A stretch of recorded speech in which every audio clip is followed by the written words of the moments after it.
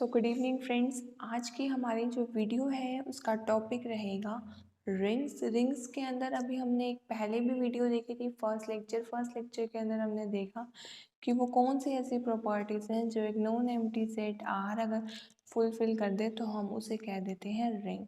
उसके बाद हमने देखा था तीन types of rings, that is commutative ring, null ring and ring with unity. और आज की वीडियो में हम देखेंगे रिंग विद और विदाउट ज़ीरो डिवाइजर, और साथ ही साथ एक एग्जांपल भी देखेंगे, डेट इज जो आपके पास जिसकी स्टेटमेंट ऑलरेडी मैंने यहाँ पर लिख रखी है। Prove that this set 0 1 2 3 4 5 with addition modulo 6 and multiplication modulo 6 as compositions in the ring. ये मेरे पास कमेंट सेक्शन के अंदर डाउट आया था, सो आज की वीडियो के अंदर हम इसको सॉल्व करेंगे। ठीक है, अगर आपको भी किसी एग्जाम्पल के अंदर डाउट हो तो वो भी आप मुझे कमेंट्स के अंदर बता सकते हो, सो डैट फर्दर वीडियोस के अंदर उनका सॉल्यूशन मैं दे सकूँ। ठीक है, अब हमारे पास ये जो नॉन एम्प्टी सेट है इसके अंदर मेंबर्स देख लेते हैं क्या है।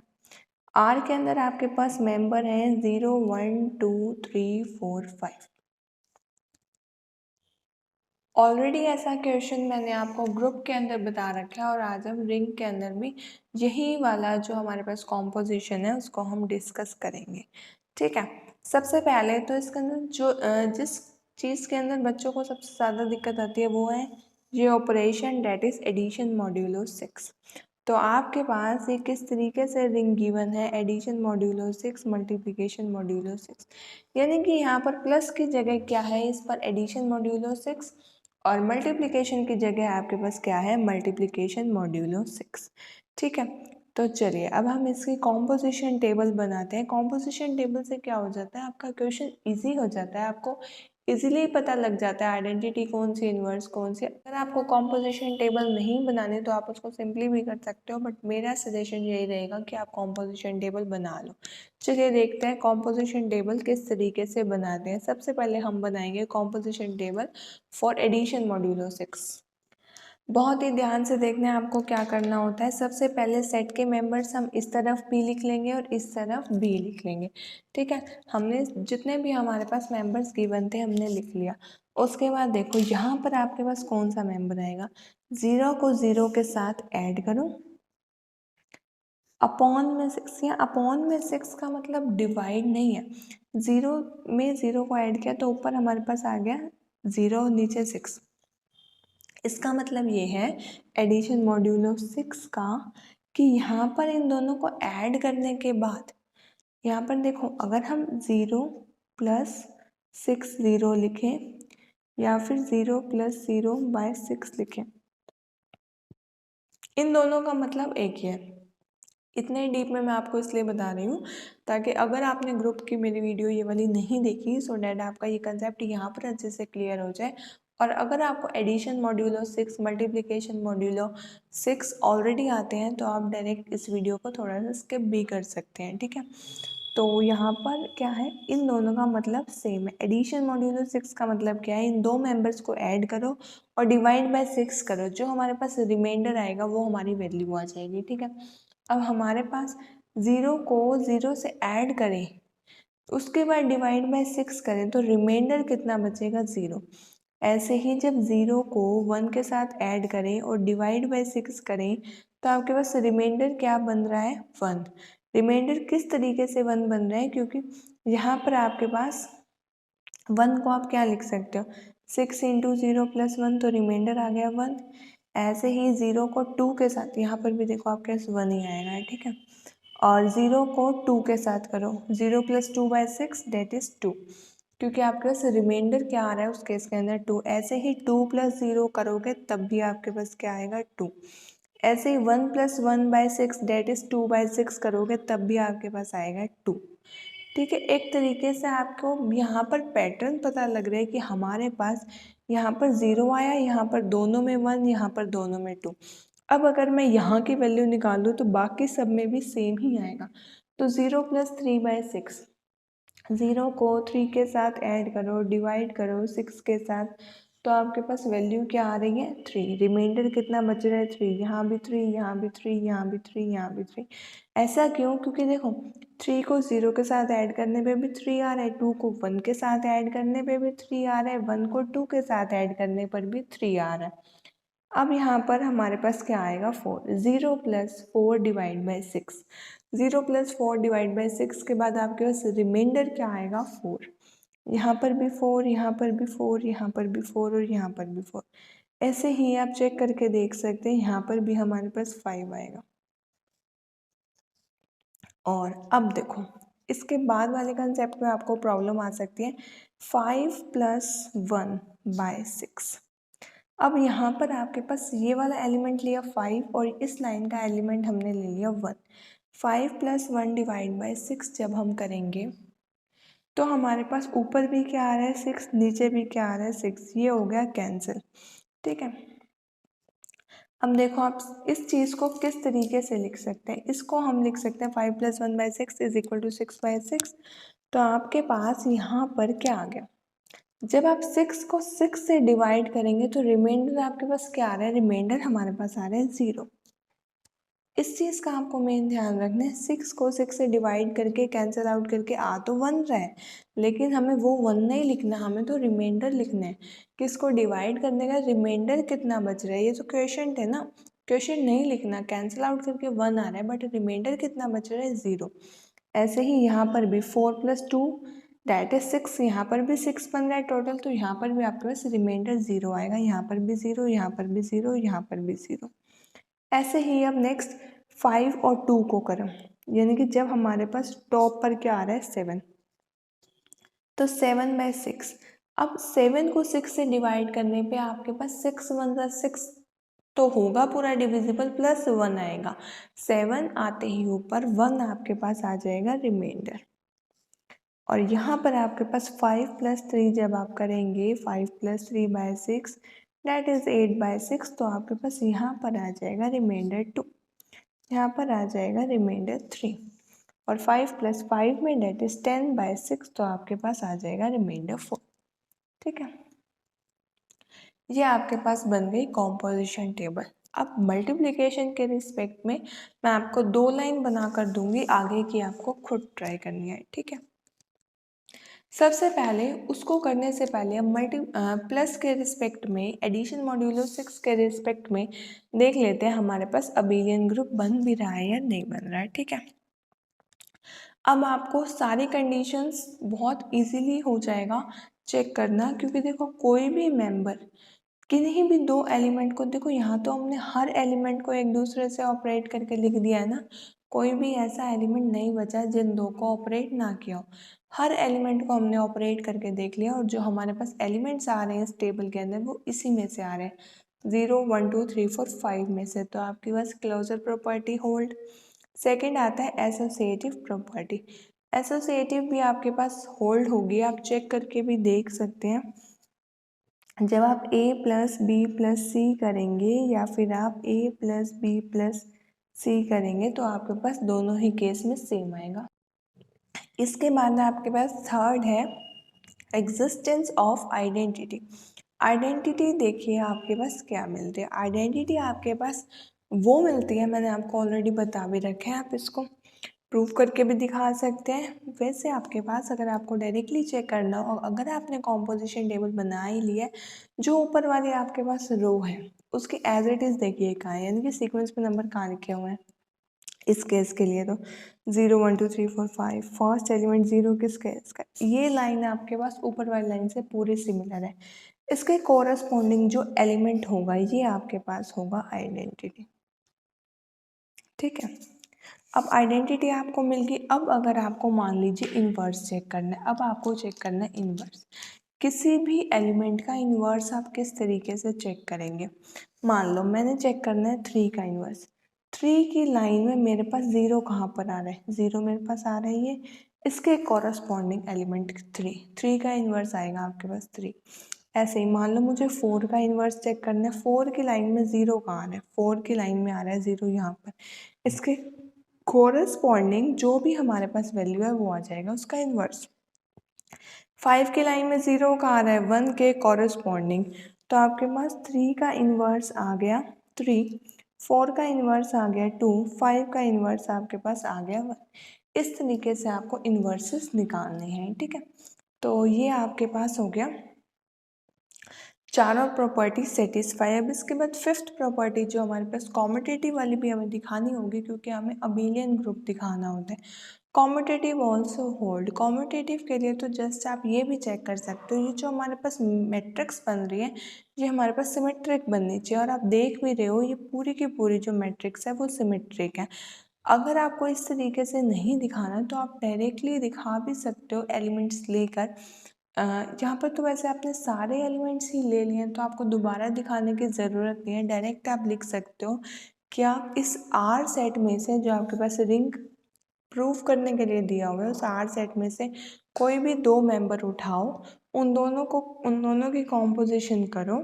या फिर देखो इस तरीके से आप कह सकते हो कि A addition modulo 6b is equal to B addition modulo A ही आएगा for all A B belong to the set R, ठीक है। ये चीज़ आप कह सकते हो कॉम्यूटेटिव के लिए। तो यहाँ पर आपके पास कॉम्यूटेटिव वाली कंडीशन भी क्या हो गई, सेटिस्फाई। अब आपको दिखाना है अंडर मल्टीप्लिकेशन आपके पास सेमी ग्रुप बनना चाहिए, डेट इज क्लोजर और एसोसिएटिव। उसके बाद हम दिखा देंगे डिस्ट्रीब्यूटिव लॉ हमारे सेटिस्फाई हो रहे हैं, ठीक है। अब देखो कॉम्पोजिशन टेबल मल्टीप्लिकेशन मॉड्यूलो 6 के लिए आपको क्या करना है, ऊपर भी सारे सेट के मेंबर्स लिख लेने हैं और नीचे भी सारे सेट के मेंबर्स लिख लेने हैं। इसके बाद देखो यहाँ पर 0, यहाँ पर 0, और हमारे पास यहाँ पर कौन सा एलिमेंट आएगा। देखिए इस एलिमेंट को हम किस तरीके से निकालेंगे, 0 इंटू 0 अपॉन में 6, 0 इंटू 0 अपॉन में 6, और आप इसको लिख सकते हैं 0 मल्टीप्लिकेशन मॉड्यूलो 6 0, ठीक है। 0 के 0 से प्रोडक्ट कीजिए, डेट इज 0 अपॉन 6, यानी कि जब आप 0 को 6 से डिवाइड करेंगे तो आपके पास रिमाइंडर क्या आएगा, आपको पता है रिमाइंडर आपके पास आ जाएगा 0, ठीक है। इसी तरीके से आपके पास जब आप 0 को 1 से मल्टीप्लाई करेंगे और अपॉन में 6 करेंगे तो आपके पास रिमाइंडर कितना आ जाएगा, रिमाइंडर आपके पास अगेन आ जाएगा 0। ऐसे ही 0 को 2 से मल्टीप्लाई कीजिए या 3 से कीजिए या 4 से कीजिए या 5 से कीजिए, आपके पास न्यूमरेटर में हमेशा ही 0 आ रहा है, ठीक है। और इसी तरीके से यहाँ पर 0 1 2 3 4 5 किसी भी एलिमेंट को आप 0 से प्रोडक्ट कीजिए तो आपके पास क्या आ जाएगा, 0। तो इस लाइन में भी पूरा का पूरा 0 ही आएगा, क्योंकि न्यूमरेटर में आपके पास 0 बन रहा है और डेनोमिनेटर में आपके पास 6 है ही। तो आपके पास सॉल्व करने के बाद रिमाइंडर कितना आ जाएगा, 0, ठीक है। अब देखो बाकी के एलिमेंट्स हमें किस तरीके से फिलअप करने हैं। 1 into 1 by 6, that is 1 into 1 by 6 is equal to 1 by 6। और जब आप डिवाइड करेंगे तो आपके पास किस तरीके से आएगा, 6 इंटू 0 प्लस 1, रिमाइंडर आपके पास क्या आ रहा है यहाँ पर 1। जब आप 1 इंटू 2 अपॉन 6 करेंगे तो रिमाइंडर आपके पास आएगा 2, 1 इंटू 3 में रिमाइंडर 3, 1 इंटू 4 में रिमाइंडर 4, 1 इंटू 5 में रिमाइंडर 5। चेक करके भी देख सकते हैं, यहाँ पर 2 इंटू 1 में रिमाइंडर 2, 2 इंटू 2 में रिमाइंडर 4। एक दो मैं आपको बीच बीच में से करके भी बता देती हूँ किस तरीके से होंगे। 2 इंटू 2 अपॉन में 6, 4 बाय 6। इसको आप लिख सकते हो 6 इंटू 0 प्लस में 4, 4 आ गया रिमाइंडर। ऐसे ही 2 3 ज़ा 6, अब 2 3 ज़ा 6 में देखिए किस तरीके से आएगा, 2 3 ज़ा 6 अपॉन 6, 6 बाय 6। अब आपको पता है जब हम 6 को 6 से डिवाइड करेंगे तो पूरा एग्जैक्टली क्वेश्चन तो आ जाएगा 1 और रिमाइंडर आ जाएगा हमारे पास 0, ठीक है। 2 को 4 से मल्टीप्लाई करेंगे तो ऊपर आ जाएगा 8। 8 किस तरीके से एक्सप्रेस कर सकते हैं हम, 6 इंटू 1 प्लस 2। 8 को हम लिख सकते हैं 6 इंटू 1 प्लस 2, क्वेश्चन 1 और रिमाइंडर आपके पास आ गया 2। 2 इंटू 5 10, रिमाइंडर आ जाएगा आपके पास 4। ऐसे ही 3 1 ज़ा 3, 3 2 ज़ा 6, रिमाइंडर 0, 3 3 ज़ा 9, रिमाइंडर 3, 3 4 ज़ा 12, रिमाइंडर अगेन 0 आएगा, क्योंकि 12 बाय 6 के अंदर आप इसको किस तरीके से लिख सकते हो, 6 इंटू 2 प्लस में 0, 6 इंटू 2 प्लस में 0, तो आपके पास रिमाइंडर आ गया 0। ऐसे ही 3 5 ज़ा 15 में रिमाइंडर आ जाएगा 3, 4 1 ज़ा 4, रिमाइंडर 4, 4 2 ज़ा 8, रिमाइंडर 2, 4 3 ज़ा 12, रिमाइंडर 0, 4 4 ज़ा 16, रिमाइंडर आपके पास आ जाएगा 4। रिमाइंडर इस केस के अंदर 4 कैसे आया एक बार देख लीजिए। 4 4 ज़ा 16 किया जब हमने 16/6 आ जाएगा आपके पास। इस चीज़ को हम कैसे लिख सकते हैं, 6 into 2 plus 4, 12 plus 4 is equal to 16। तो यहाँ पर आपके पास आ जाएगा 4। ऐसे ही यहाँ पर आपके पास आ जाएगा 5 4 ज़ा 20 और 18 यानी कि 6 इंटू 3 प्लस 2 कर देंगे तो रिमाइंडर आ जाएगा 2। 5 को 1 से किया तो 5, 5 को 2 से किया तो 4, 5 की मल्टीप्लिकेशन 3 से करेंगे 15 तो आ जाएगा आपके पास 3, 5 4 ज़ा 20, 20/6 आपके पास आ जाएगा रिमाइंडर 4। देखो यहाँ पर आपको बात दिमाग के अंदर एक ही रखनी है, आपको डिवाइड नहीं करना, आपको डिवाइड करने का तो रिमाइंडर चेकआउट करना है। 5 5 ज़ा 25, रिमाइंडर 1, ठीक है। अब देखो हमें मल्टीप्लिकेशन के रिस्पेक्ट में आपको पता है दो प्रॉपर्टी चेक करनी होती है। दो प्रॉपर्टी आपके पास कौन कौन सी होती है, पहली प्रॉपर्टी आपके पास होती है क्लोजर की और सेकंड प्रॉपर्टी आपके पास होती है एसोसिएटिव की। क्लोजर में आप क्या देखते हैं कि कोई भी दो एलिमेंट्स को हम ग्रुप के नहीं सेट के कोई भी दो एलिमेंट को हम ऑपरेट करें तो जो उसका रिजल्ट है उसी सेट में से आना चाहिए। अब आप देख सकते हैं इस पूरी कॉम्पोजिशन टेबल के अंदर कौन से मेंबर्स हैं जो सेट के किन्हीं भी दो मेंबर्स को ऑपरेट करके आए हैं, ठीक है। और इनमें से कोई भी मेंबर आपको 0 1 2 3 4 5 के अलावा नहीं दिखेगा। इसका मतलब क्या है, क्लोजर प्रॉपर्टी होल्ड कर रही है दो एलिमेंट को हम ऑपरेट करने पे कोई ना कोई हमारे पास सेट का मेंबर ही आ रहा है, ठीक है। तो आपके पास एक बात यहाँ पर हमें क्लियर हो गई कि हमारे पास इस केस के अंदर क्लोजर प्रॉपर्टी होल्ड हो रही है। एसोसिएटिव के केस में आपके पास क्या है, एसोसिएटिव के केस में हमारे पास क्या होगा, a cross a multiplication modulo 6, आप यहाँ पर देख सकते हैं b multiplication modulo 6 is equal to a multiplication modulo 6 b multiplication modulo 6 ये प्रॉपर्टी होल्ड करनी चाहिए एसोसिएटिव के लिए और ये प्रॉपर्टी होल्ड होगी भी।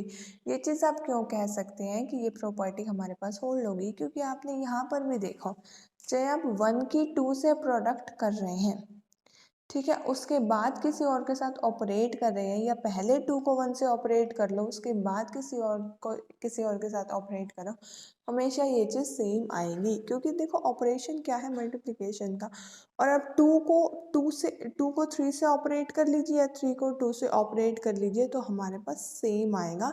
तो अगर यहाँ पे आप पहले बी और सी को ऑपरेट कर रहे हो देन उसके रिजल्ट को ए से, या ए और बी को पहले ऑपरेट कर रहे हो देन उसके रिजल्ट को सी से, तो इस चीज़ में कोई ज़्यादा फर्क नहीं पड़ने वाला है। इवन मैं को कुछ भी फर्क नहीं पड़ेगा। तो दोनों प्रॉपर्टी होल्ड, बाकी आइडेंटिटी और इनवर्स आपको निकालने की ही ज़रूरत नहीं है। क्यों, क्योंकि इसके अंदर होल्ड कराने की रिक्वायरमेंट ही नहीं होती। इसके बाद हम डायरेक्ट आ जाएंगे डिस्ट्रीब्यूटिव लॉस पे। डिस्ट्रीब्यूटिव लॉस के केस में आपको क्या करना है, डिस्ट्रीब्यूटिव लॉस के केस में हम ले लेंगे 3 सबसे पहले मेंबर्स। कहाँ से लेंगे, उसी सेट आर में से जो हमारे पास गिवन है, बी एलिमेंट्स ऑफ आर, ठीक है। आर के आपने एलिमेंट्स ले लिए। इसके बाद आपको क्या करना है, A multiplication modulo 6 B plus modulo 6 C. देखो नॉर्मली आप एलएचएस में क्या लिखते हो, A into B plus C, जब आपके पास आर प्लस डॉट होता है। अब आपके पास क्या है, R addition modulo 6 multiplication modulo 6। तो जहाँ पर आपने इस केस के अंदर एडिशन लिखा था वो रिप्लेस हो जाएगा एडिशन मॉड्यूलो 6 से, जहाँ पर आपने मल्टीप्लिकेशन लिखा था वो चेंज हो जाएगा मल्टीप्लिकेशन मॉड्यूलो 6 से, ठीक है। तो इक्वल टू लिखेंगे ए मल्टीप्लिकेशन मॉड्यूलो 6, यहाँ पर आपके पास आ जाएगा बी प्लस सी। बी प्लस सी क्यों आ जाएगा आपके पास, क्योंकि एक तरीके से हमारे पास LHS का मतलब क्या है कि b प्लस सी बाय 6, ठीक है। इस चीज़ का मतलब है b प्लस 6 सी बाय 6। जो इसका रिमाइंडर आएगा उसको आपने a के साथ प्रोडक्ट करना है और बाय में 6 करना है, ठीक है। तो यहाँ पर आप एडिशन मॉड्यूलो 6 की जगह एडिशन भी कर सकते हैं, क्योंकि अगेन आप यहाँ पर मल्टीप्लिकेशन मॉड्यूलो के साथ 6 तो कर रहे हैं। तो यहाँ पर आप ऑलरेडी एक बार तो रिमाइंडर निकाल ही रहे हो ना, ठीक है। तो और जब अब इसको हम सॉल्व करेंगे, इसको आप क्या लिख सकते हो, least non negative remainder when a into B plus c divided by 6। क्योंकि देखो मान लो आपके पास b प्लस सी बाय 6 का रिमाइंडर आ रहा है 4, ठीक है। उसके बाद मेन आपके पास यहाँ पर करेगा डिपेंड, यहाँ पर आपके पास आ रहा है 4, उस 4 को जब आप a से प्रोडक्ट करोगे और डिवाइड बाय 6 करोगे तो हमारे पास जो रिमाइंडर आएगा वो चेक होगा, ठीक है। तो आप अगर यहाँ पे नॉर्मली भी मान लो आपके पास b प्लस सी, कोई एग्जाम्पल लेके बताती हूँ मैं आपको, 4 लिया था ना मैंने, तो मान लो यहाँ 16 आ रहा था, ठीक है। 16/6 b प्लस सी आपके पास 16 आ रहा है, ठीक है। और पहले ही अगर आप इस एडिशन मॉड्यूलो को सॉल्व कर देते हो तो पहले ही आपके पास 4 आ जाएगा, ठीक है। और अगर आपने a कुछ ले भी लिया, a मान लो आपने 2 ले लिया, तो आपकी बार a मल्टीप्लीकेशन मॉड्यूलो 4, क्योंकि b प्लस सी बाय 6 आपके पास 4 आया है, अपॉन में हमारे पास 6 आएगा, a 2 है तो आपके पास सॉल्व करके आ जाएगा 2 आंसर। जबकि मैंने इसको सिंप्लीफाई करके b प्लस सी इसलिए लिख दिया क्योंकि अगर आप यहाँ पर अपॉन में 6 ना भी करो, डायरेक्ट 16 का 16 लिख दो, 2 इंटू 16/6, 32/6, तो भी आपके पास 2 ही आता रिमाइंडर। तो जब आपके पास एक बार मॉड्यूलो 6 वाला बाहर आपके पास कॉम्पोजिशन है, ऑपरेशन है, तो अंदर आप अगर रिमूव भी कर दो तो भी आपके आंसर पे फ़र्क नहीं पड़ेगा। इसको सॉल्व करके हम क्या लिख सकते हैं, ए की प्रोडक्ट बी के साथ, अब एडिशन मॉड्यूलो 6, यहाँ पर मैं एडिशन मॉड्यूलो 6 का सिंबल लगा रही हूँ और मल्टीप्लाई में नहीं लगाया मैंने, यहाँ डायरेक्ट मल्टीप्लाई कर दिया, ए सी, ठीक है। अब देखो ऐसा मैंने क्यों किया, अब ए बी को मैं क्या लिख सकती हूँ, ए बी को अगेन मैं लिख सकती हूँ एडिशन मॉड्यूलो बी। यहाँ पर भी आप चाहें तो आप यहाँ पर भी क्या कर सकते हैं, इसको ही a multiplication modulo 6 b plus a multiplication modulo 6 plus, जहाँ पर मैंने बोला है वहाँ पर एडिशन मॉड्यूलो 6 आएगा, ना कि simple plus, a addition multiplication modulo c। Direct आप यहाँ पर भी कर सकते थे और अगर आप नेक्स्ट स्टेप में करना चाहें तो भी कर सकते हैं, that is a dot c को आप लिख सकते हैं a मल्टीप्लिकेशन मॉड्यूलो c। तो आपको इस एग्जाम्पल से, जो मैंने आपको b plus c is equal to 16 और a इक्वल टू 2 वाला एग्जाम्पल है, इससे आपको ये बात क्लियर हो गई कि अगर आप एक बार आपके पास ऑलरेडी कॉम्पोजिशन मॉड्यूलो 6 वाला है, तो अगर आप एक बार यहाँ से रिमूव भी कर दो तो आपके आंसर पे अफेक्ट नहीं आएगा। इसी तरीके से देखो यहाँ पे आपने क्या प्रूव कर दिया कि a multiplication modulo 6 b addition modulo 6 c is equal to this. यही था आपका लेफ्ट डिस्ट्रीब्यूशन लो और राइट डिस्ट्रीब्यूशन लो के लिए आपको क्या प्रूव करना होगा, b addition modulo 6c multiplication modulo 6a is equal to, prove करना होगा आपको मल्टीप्लाई a प्लस की जगह आएगा एडिशन मॉड्यूलो 6 c की a के साथ प्रोडक्ट। बहुत सिंपल है, बुक के अंदर आपको इसको सिमिलरली करके दिया हुआ है, आपने सिंपली क्या करना है, इसको आप क्या लिख सकते हो, b प्लस सी मल्टीप्लिकेशन मॉड्यूलो 6a, ये लेफ्ट हैंड साइड को मैं सॉल्व कर रही हूँ, LHS को सॉल्व करके मैं सॉल्व कर रही हूँ। देखो इस चीज़ को आप क्या लिख सकते हो, b a addition modulo 6c a, और b a को आप लिख सकते हो b multiplication modulo 6a addition modulo 6c multiplication modulo 6a, ठीक है। यही आपको प्रूव करके दिखाना था, ठीक है। बहुत इजी था ये एग्जाम्पल, बस आपको कॉम्पोजिशन अगर आती है अच्छे से, कॉम्पोजिशन मैंने आपको फर्स्ट चैप्टर ग्रुप में भी बताई थी बहुत अच्छे से, अगर आपको कॉम्पोजिशन टेबल एक बार बनानी आ गई फिर तो आपको किसी भी प्रॉपर्टी को सेटिस्फाई करने में कोई भी प्रॉब्लम नहीं आएगी, ठीक। तो ये था आपका एक एग्जाम्पल, ये एक बच्चे का डाउट था तभी मैंने आपको इसमें सॉल्व करा दिया। अब इसके बाद हमारे पास 2 और टाइप की रिंग्स थी, उन्हें हम डिस्कस करेंगे, ठीक है। देखिए ऑलरेडी जो हमने डिस्कस किया है वो 3 टाइप की रिंग्स थी, नल रिंग, रिंग विद यूनिटी और कम्यूटेटिव रिंग। अगर आपने प्रीवियस लेक्चर ध्यान से देखा है तो आपको तीनों ही टाइप के रिंग बहुत अच्छे से क्लियर हो गई होंगी। अब हम दो और टाइप्स सीखेंगे, रिंग विदाउट और विद ज़ीरो डिवाइज़र। ठीक है, सबसे पहले हम देखेंगे विदाउट ज़ीरो डिवाइज़र रिंग किसे बोलते हैं। रिंग विदाउट ज़ीरो डिवाइज़र, देखो रिंग विदाउट ज़ीरो डिवाइज़र में क्या होता है, अगर आपने कोई एलिमेंट ले लिए ए और b belong to the set R, जो कि आपके पास नॉन एम्प्टी सेट होता है, और अगर आपके पास ए डॉट बी, ये आपको पता है आर क्या होता है, प्लस डॉट, अगर आपके पास A dot B is equal to zero आ जाता है तो या तो आपके पास ए ज़ीरो होगा, either A is equal to zero और B is equal to zero, यानी कि बिना ए और बी दोनों के ज़ीरो आए, दोनों में से किसी एक के ज़ीरो आए हुए ए डॉट बी, ए और बी की प्रोडक्ट हमारे पास ज़ीरो नहीं हो सकती। नॉर्मली डेफिनेशन भी इसकी यही आएगी, कोई इसके अंदर एक्स्ट्रा कोई भी पॉइंट हमें ऐड नहीं करना। A ring R plus dot is said to be without zero divisors if for all A B belong to R, a dot b आपके पास अगर ज़ीरो है देन दिस इम्प्लाइज या तो हमारे पास ए ज़ीरो होगा या फिर हमारे पास बी ज़ीरो होगा। ठीक है, रिंग विदाउट ज़ीरो डिवाइज़र। और इसी से सिमिलर हमारे पास है ring with zero divisor. Ring with zero divisor की सबसे पहले हम डेफिनेशन देख लेते हैं। रिंग विद ज़ीरो डिवाइज़र के अंदर आपको पास क्या है, फॉर्मल डेफिनेशन इसकी क्या है, if in a ring there exist non zero element. उस केस के अंदर क्या था आपके पास, अगर ए डॉट बी आपके पास ज़ीरो है तो या तो आपके पास ए ज़ीरो होगा या फिर आपके पास बी ज़ीरो होगा। इसके उल्टा बिल्कुल reverse ring with zero divisor के अंदर क्या है कि अगर आपके पास ए डॉट बी ज़ीरो है तो ज़रूर आपके पास नॉन ज़ीरो एलिमेंट ए और बी मिल जाएंगे। आपके पास एक रिंग के अंदर ऐसे नॉन ज़ीरो एलिमेंट आपके पास ए बी मिल जाएंगे such that a dot b आपके पास ज़ीरो हो जाए। सो then ring is said to be ring with zero divisor. If in a ring there exists non-zero element a and b such that a dot b is equal to zero, then ring is said to be ring with zero divisor. और हमारे पास without zero divisor के अंदर क्या था कि अगर आपके पास a dot B is equal to zero है तो या तो हमारे पास a ज़ीरो होगा और या फिर हमारे पास b ज़ीरो होगा। ठीक है, अब विदाउट ज़ीरो डिवाइज़र रिंग के अगर हम एग्जांपल देखें तो आपके पास क्या हो सकता है, जैसे कि इंटीजर का सेट। ठीक है, इंटीजर के सेट में मान लो मैं दो इंटीजर की प्रोडक्ट इक्वल टू ज़ीरो कह रही हूँ तो पक्का आपके पास उनमें से एक ज़ीरो होगा।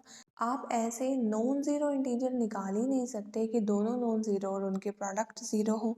ऐसे ही हमारे पास अगर Q यानी कि रेशनल्स का मैं सेट ले लूँ, दो रेशनल की प्रोडक्ट हमारे पास ज़ीरो तभी आएगी जब उन दोनों में से कोई एक हमारे पास ज़ीरो होगा। Similarly for R and similarly for C complex and R real. ठीक है, अब आप सोचेंगे हमारे पास ऐसा कब होता है कि हमारे पास दोनों ही नॉन ज़ीरो और हमारे पास उनके कॉम्पोजिशन करने पे क्या आ रहा है, ज़ीरो।